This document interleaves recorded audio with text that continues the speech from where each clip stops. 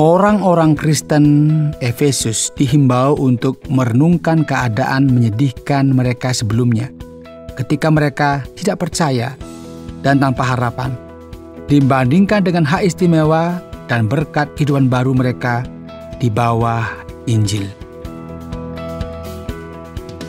Saudara pendengar, bersama dengan saya, Oti Priambodo, dalam program Jalan 66. Senang sekali karena bisa mempersembahkan program yang memberikan pengetahuan Alkitabiah dan menyuguhkan kepada kita jalan keselamatan. Perjalanan pembelajaran kitab suci kali ini akan memperhatikan surat Rasul Paulus, yaitu kitab Efesus. Kita akan memulai serangkaian studi tentang surat-surat penjara Rasul Paulus yang ditulis selama masa dia di penjara karena pemberitaan Injil. Serangkaian studi tentang surat-surat penjara Paulus yang ditulis dari tahanan rumah di Roma kepada gereja-gereja di Efesus, Filipi, Kolose, dan juga salah satu temannya, yaitu Filemon. Hari ini kita akan membahas bab 2 dari surat Paulus kepada orang Efesus. Dan Pak Yohanes akan berbicara kepada kita dengan tema oleh anugerah, bukan oleh pekerjaan. Saudara, seperti yang telah kita lihat sejauh ini dalam surat Efesus, Rasul Paulus mengingatkan para percaya di Efesus bahwa Tuhan adalah yang merancang, yang mendesain rencana keselamatan, dan bahwa doktrin predestinasi hanya berarti bahwa Tuhan telah memilih untuk menyatakan Injil kepada manusia, dan bahwa mereka yang percaya dan menerima Kristus sebagai penyelamat ditentukan masuk ke dalam kerajaan surga. Ini seperti Tuhan yang mengetahui segala sesuatu yang perlu diketahui dan sangat berkuasa serta dapat melakukan apa saja yang Dia inginkan, mengetahui orang-orang yang diselamatkan sebelumnya. Kita memang tidak sepenuhnya memahami konsep tersebut karena kita bukan Tuhan dan terbatas dalam kemampuan kita untuk memahami misteri ini. Nah, perlu dijelaskan bahwa undangan untuk diselamatkan itu ditujukan kepada semua orang di mana saja. Bukan hanya bagi orang-orang yang terpilih. Dan alih-alih berdebat dengan apa arti predestinasi, kita seharusnya menerima undangan Tuhan dengan rasa syukur, dan percaya kepada Tuhan Yesus Kristus. Saudara, Dia telah berjanji dalam Injil Yohanes bahwa Dia tidak akan membuang siapa saja yang datang kepadanya. Sekarang ingatlah bahwa mereka yang bertobat di kota Efesus, dan memang di seluruh wilayah Asia Kecil, yang mungkin berasal dari latar belakang penyembah berhala, mereka juga diberi anugerah sama seperti orang Yahudi yang telah percaya pada Yesus sebagai Mesias. Bahkan mereka memiliki kedudukan yang sama di hadapan Tuhan. Hanya saja mereka yang berasal dari latar belakang penyembah berhala memiliki ketakutan besar terhadap roh-roh jahat yang sebelumnya mengendalikan hidup mereka.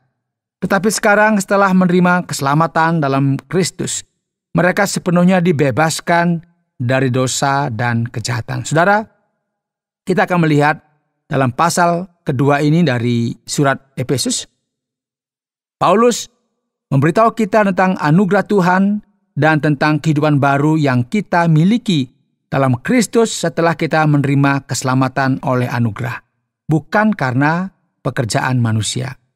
Mari saya mengajak kita membuka Alkitab. Kita bisa lihat di Efesus pasal yang kedua. Izinkan saya membaca bagi kita dimulai dari ayat yang pertama. Kamu dahulu sudah mati karena pelanggaran-pelanggaran dan dosa-dosamu. Kamu hidup di dalamnya karena kamu mengikuti jalan dunia ini, karena kamu mentaati penguasa kerajaan angkasa, yaitu roh yang sekarang sedang bekerja di antara orang-orang durhaka. Sebenarnya, dahulu kita semua juga terhitung di antara mereka ketika kita hidup di dalam hawa nafsu daging dan menuruti kehendak daging dan pikiran kita yang jahat. Pada dasarnya kita adalah orang-orang yang harus dimurkai, sama seperti mereka yang lain. Nah, ini Paulus sedang berbicara tentang transformasi ya, yang dialami oleh orang Kristen di Efesus. Sebelumnya mereka hidup dalam dosa, dalam praktik jahat mereka, bisa dikatakan mengikuti setan begitu ya, yang disebut di sini sebagai penguasa kerajaan angkasa. Mereka hidup dalam ketidaktaatan dan mati karena dosa-dosa mereka. Paulus mengatakan mereka menuju kepada murka Allah karena dosa membawa penghakiman atas kita semua. Ayat 4. Tetapi Allah yang kaya dengan rahmat, oleh karena kasih-Nya yang besar, yang dilimpahkannya kepada kita, telah menghidupkan kita bersama-sama dengan Kristus, sekalipun kita telah mati oleh kesalahan-kesalahan kita. Oleh kasih karunia, kamu diselamatkan.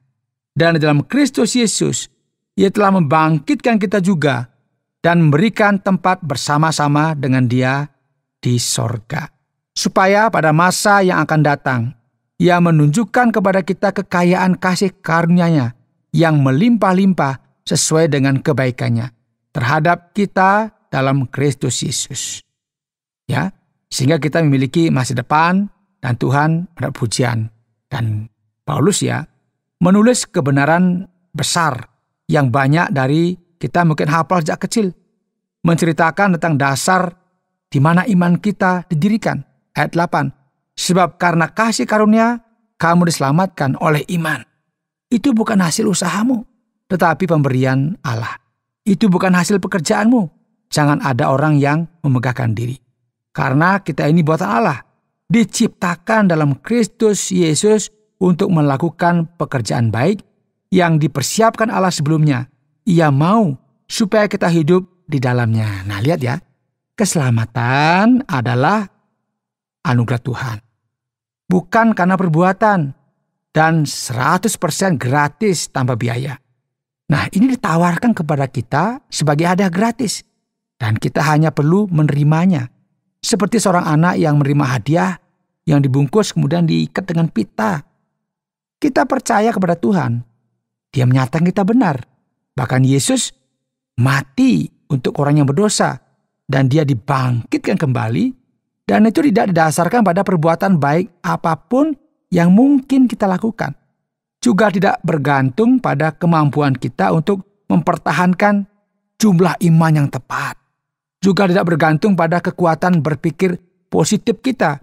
Juga tidak didasarkan pada apapun yang mungkin telah kita lakukan di masa yang lampau. Ya, harus jelas ini.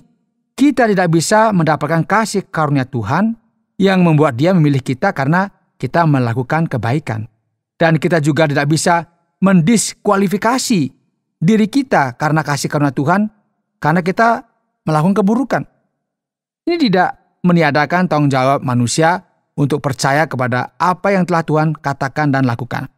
Hal ini akan menghapus setiap gagasan yang sombong bahwa kita memiliki sesuatu yang berhubungan dengan keselamatan kita. Tidak ada, kecuali hanya percaya kepada Tuhan.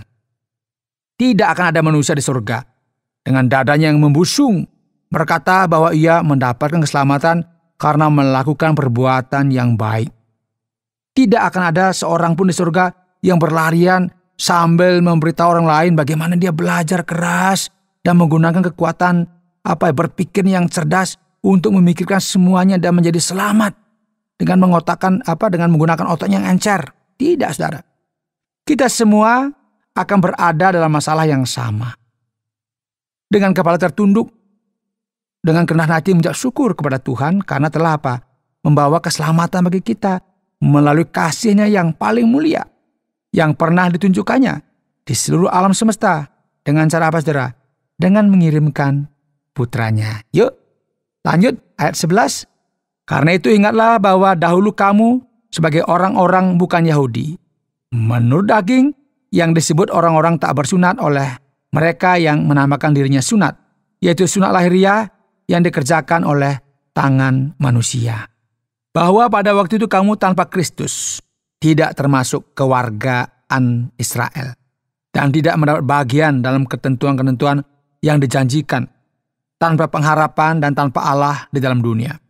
Tetapi sekarang, Di dalam Kristus Yesus kamu yang dahulu jauh sudah menjadi dekat oleh darah Kristus.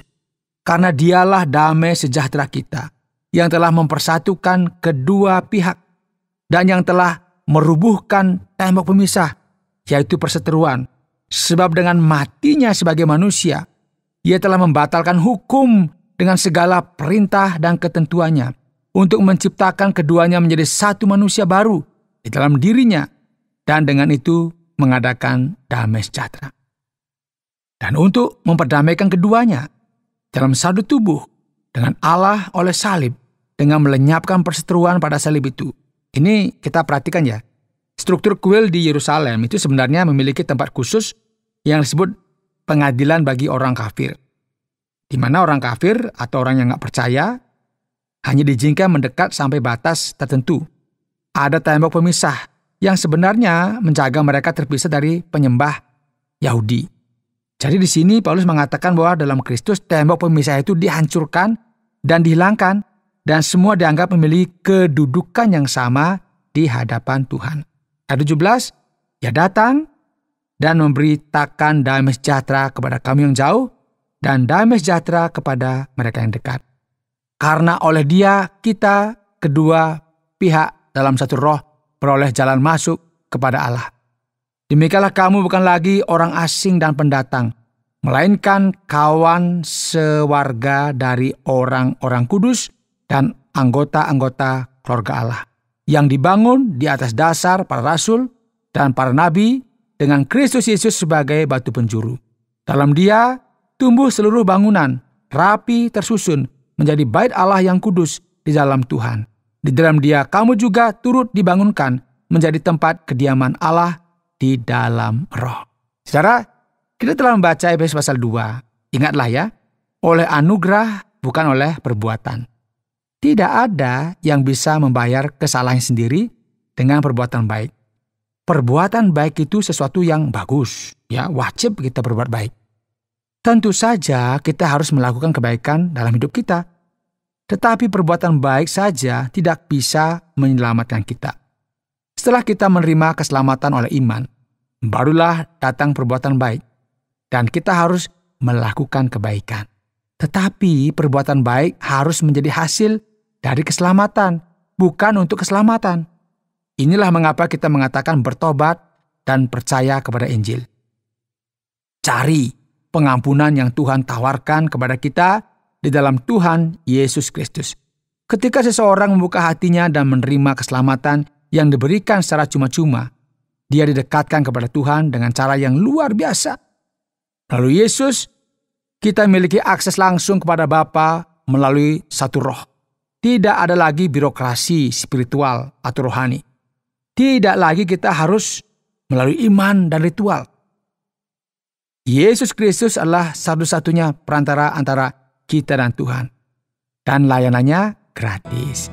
Keselamatan adalah tawaran terbesar yang pernah didapatkan oleh siapapun. Anda sedang mendengarkan Jalan 66 dalam rangkaian pembahasan Efesus pasal yang kedua yang telah dijelaskan oleh Pak Yohanes dengan topik oleh anugerah bukan oleh pekerjaan kita.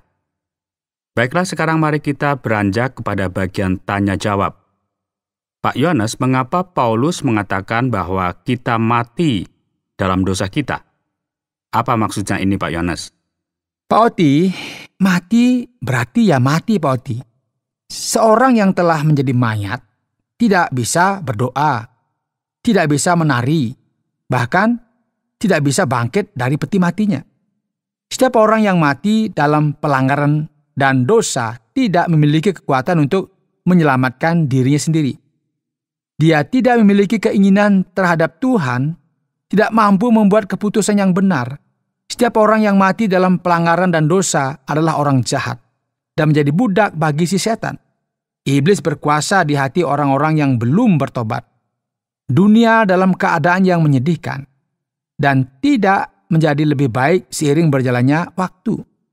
Jika manusia bisa menyelamatkan dirinya sendiri, dia pasti sudah melakukannya sekarang. Bukankah kita berpikir seperti itu ya? Sebaliknya itu hanya menjadi semakin buruk, saudara. Sama seperti orang mati terus membusuk dan membusuk. Orang berdosa menjadi semakin buruk, bukan lebih baik, seiring berjalannya waktu.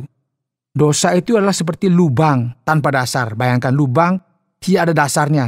Terus turun, nggak tahu sampai di mana. Hanya anugerah dan panggilan Tuhan kepada manusia dalam Injil yang dapat membangkitkan kita sehingga kita dapat memiliki kehidupan baru di dalam Kristus. Apakah ini terkait dengan frasa yang mengatakan jalannya dunia ini atau roh yang sekarang sedang bekerja di antara orang-orang durhaka? Apakah ini ada hubungannya dengan setan?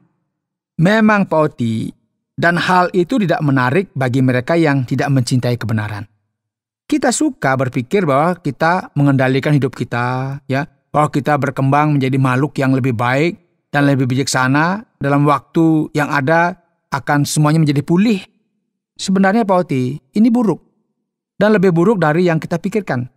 Kekuatan setan ada di luar sana yang menuntun jalan dunia dan bahkan mengendalikan pemikiran mereka yang berada di bawah kekuasaannya. Kita bukan hanya pendosa yang mengerikan, yang membutuhkan pertobatan dan reformasi. Kita sebenarnya adalah boneka di bawah kendali setan selain dari Kristus. Namun harus diingat, di sisi lain, darah berharga yang ditumpahkan oleh Yesus di atas kayu salib tidak hanya membawa pada pengampunan dan kemenangan atas dosa, tetapi juga menghapus cengkraman yang dimiliki oleh setan dan semua roh jahat atas kehidupan kita. Apa artinya bahwa kita pada dasarnya adalah anak-anak yang harus dimurkai? Pak Oti, ini dimaksudnya kembali ke Taman Eden, di mana Adam dan Hawa mendengarkan kebohongan ular dan dengan satu tindakan makan buah terlarang itu.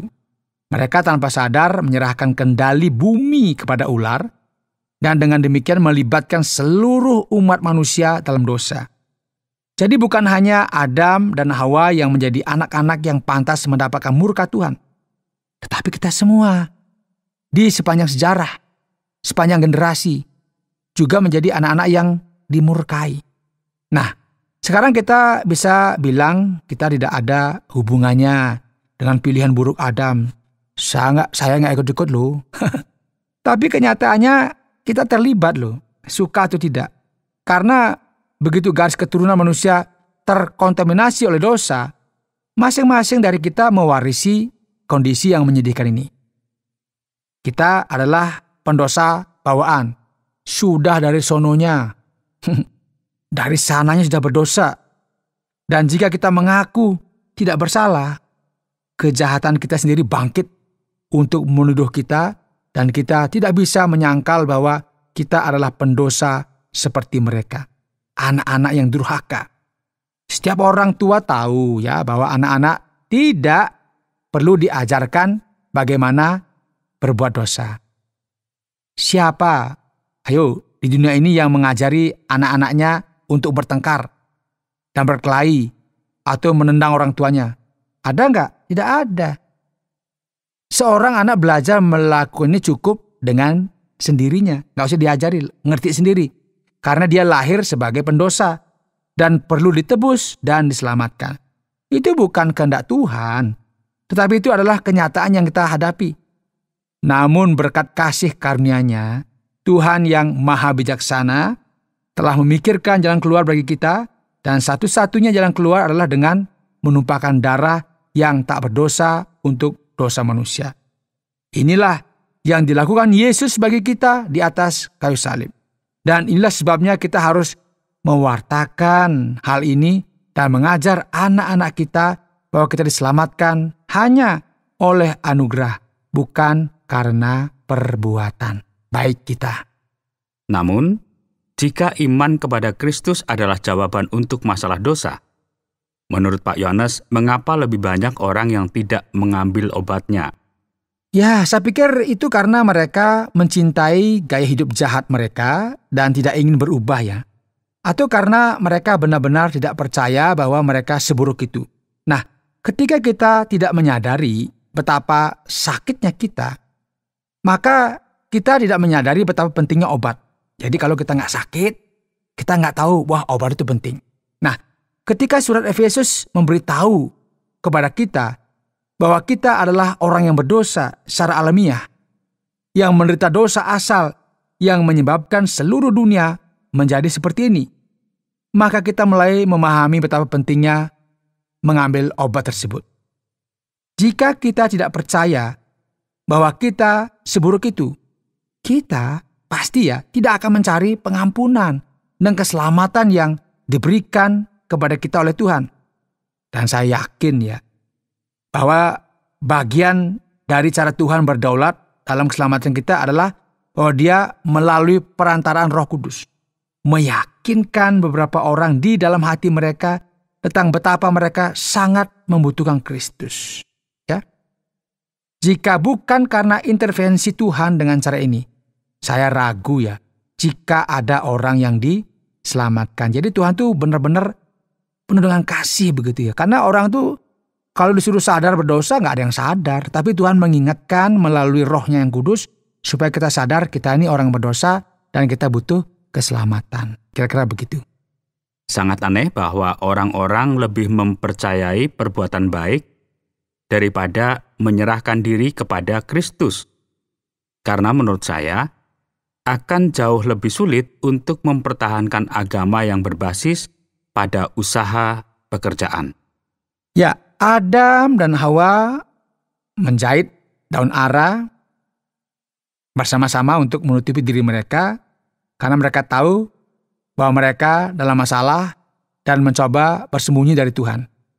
Kita juga melakukan hal yang sama sebenarnya. Kita berpikir bahwa jika kita beragama atau kita melakukan perbuatan baik, kita membantu tetangga, kita melakukan ritual tertentu, atau berharap mungkin melalui siklus reinkarnasi atau berpikir positif bahwa kita akan dapat mencapai keselamatan dengan usaha kita sendiri, ini tidak mungkin. Daun ara, itulah yang kita lakukan. Kita mencoba menjahit daun ara bersama-sama untuk mencoba menutupi kejahatan yang kita tahu ada di hati kita. Kita tahu kita terasing dari Tuhan, terpisah dari Tuhan, dan mencoba meredakan hati nurani kita dengan melakukan semua hal yang baik ini. Tetapi semua itu tidak akan memberi kepada kita kehidupan yang kekal dan keselamatan. Hanya kepercayaan dan kepercayaan kepada Injil yang dapat memberi kita kedudukan atau status yang benar yang kita butuhkan di hadapan Tuhan. Dan banyak yang dapat memberi kesaksian tentang kelegaan yang mereka rasakan ketika mereka akhirnya menyerahkan semuanya kepada Kristus dan berhenti melawan Dia. Ada hal lain yang muncul di dalam akhir pasal yang kedua ini. Apa pentingnya bait suci Tuhan yang kudus atau tempat tinggal di mana Allah tinggal? Apakah ini hal baru bagi orang-orang pada waktu itu? Ini pasti sangat baru bagi mereka Kita melihat kuil di Yerusalem, orang-orang non-Yahudi harus tetap berada di belakang, di halaman yang terpisah. Sekarang dalam Kristus, segalanya berbeda. Roh Kudus tinggal di setiap orang percaya. Kita semua memiliki kedudukan yang sama dalam kebenaran di hadapan Tuhan. Dan bersama-sama kita adalah batu-batu bata dari sebuah kuil spiritual yang besar yang telah Tuhan bangun sepanjang zaman. Dan kita masuk ke dalam proyek yang sama, bersama dengan para orang kudus dan rasul dan nabi-nabi dari masa lalu. Suatu hari nanti kita akan bersatu bersama dengan semua orang benar yang disebutkan di dalam Alkitab. Wow, coba bayangkan. Saya bisa duduk bersama dengan Raja Daud. Bisa lihat ini pakai jenggot apa enggak gitu Dan bertanya ini, bagaimana caranya dia dulu waktu bunuh Goliat Kok saya penasaran. Boleh tanya. Atau kita mau ketemu dengan Paulus, Petrus, Yakobus, dan semua wanita terkenal seperti Ruth, Esther, Deborah. Mungkin ada perpustakaan yang berisi rekaman video dari peristiwa nyata yang terjadi di bumi ini, dan kita tidak menyadari betapa pentingnya itu. Karena yang kita miliki hanyalah penjelasan peristiwa tersebut dalam Alkitab. Oh, saya yakin 5 menit di sorga ya akan buat semua masalah dan penyakit serta kematian tampak kecil. Jika kita bandingkan dengan apa yang kita alami di bumi ini. Tetapi yang paling saya inginkan adalah melihat Yesus tentunya ya, dalam segala kemuliaannya. Memancarkan cinta dan penerimaan yang melebihi semua orang. Dia adalah yang akan membuat sorga menjadi sorga. Baik, terima kasih banyak Pak Yohanes. Dan saatnya kita akan melihat dan memperhatikan tentang rangkuman dari bagian pembelajaran kita kali ini. Saudara yang dikasihi oleh Tuhan yang setia mendengarkan program Jalan 66. Tema dari Efesus pasal 2 adalah oleh anugerah, bukan oleh perbuatan. Paulus memuji Tuhan atas kekayaan anugerah-Nya kepada manusia, yang menyelamatkan kita melalui iman kepada Kristus daripada menuntut kita hidup berdasar daftar apa yang harus dan tidak harus dilakukan. Orang-orang Kristen Efesus dihimbau untuk merenungkan keadaan menyedihkan yang mereka alami sebelumnya, ketika mereka tidak percaya dan tanpa harapan, dibandingkan dengan hak istimewa dan berkat kehidupan baru di bawah Injil. Anugerah yang menyelamatkan adalah kebaikan dan kasih karunia Tuhan yang gratis dan sebenarnya tidak layak kita terima. Dan Dia menyelamatkan kita bukan melalui perbuatan hukum, tetapi melalui iman kepada Kristus. Jika orang-orang yang tidak percaya tahu apa yang mereka lewatkan, mereka abaikan. Mereka akan segera berbalik pada Kristus. Dan orang yang menganggap dirinya sebagai orang baik, agar tidak ragu untuk percaya kepada Kristus, yang merupakan perwujudan dari kebenaran, cinta, keadilan, dan semua hal yang benar. Saudara pendengar, karena waktu yang tidak memungkinkan, kita akhiri program Jalan 66 kali ini. Kami menantikan Anda untuk tetap mengikuti pelajaran berikut dalam lanjutan pembelajaran Alkitab yang memberikan pelajaran menyeluruh tentang firman Tuhan. Jika Anda memiliki pertanyaan atau berespon terhadap topik berhubungan dengan program ini, silakan menyampaikan melalui WhatsApp ke nomor 081 333 777 386. Terima kasih atas perhatian Anda.